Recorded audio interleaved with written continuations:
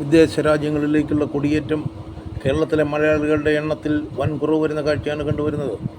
ഇവിടെ തൊഴിലവസരങ്ങൾ കുറയുന്നത് വിദേശത്തേക്ക് പഠിക്കാനും ജോലിക്കുമായി പോകാൻ എല്ലാവർക്കും പ്രചോദനമാകാറുണ്ട്. പുതിയ തലമുറ എല്ലാവരും വിദേശ സ്വപ്നം കാണുന്നത് കൊണ്ട് ആർക്കും നാട്ടിൽ നിൽക്കാൻ താല്പര്യമില്ലാത്ത അവസ്ഥയാണ്. നാട്ടിലുള്ള സർക്കാർ ജോലികൾ അതേപടി നിലനിൽക്കുന്നത് കൊണ്ട് അവസരങ്ങൾ എന്നും ഉണ്ട് എന്ന വസ്തുത മനസ്സിലാക്കുന്നവർ കുറവാണ്.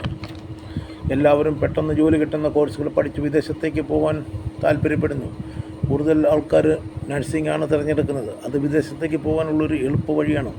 മറ്റു ചിലർ കാനഡ, ഓസ്ട്രേലിയ, ന്യൂസിലാൻഡ് തുടങ്ങിയ രാജ്യങ്ങളിൽ കുട്ടികളെ പഠിക്കാൻ വിടുന്നു. അവരാരും തിരിച്ചു പോരാൻ താല്പര്യം പ്രകടിപ്പിക്കുന്നില്ല. ഇന്ത്യൻ റെയിൽവേയിൽ ഓരോ വർഷവും ലക്ഷക്കണക്കിന് ഒഴിവുകളാണ് വരാൻ പോകുന്നത്. ബാങ്കുകൾ, സർക്കാർ ഓഫീസുകൾ തുടങ്ങിയ സ്ഥാപനങ്ങളിൽ എണ്ണിയാൽ തീരാത്ത പോലെയാണ് ഒഴിവുകൾ. സ്കൂളുകൾ, കോളേജുകൾ, യൂണിവേഴ്സിറ്റികൾ തുടങ്ങിയ സ്ഥലങ്ങളിൽ അടുത്ത 10 വർഷത്തിനകത്ത് ലക്ഷത്തോളം ഒഴിവുകളാണ് വരാൻ പോകുന്നത്.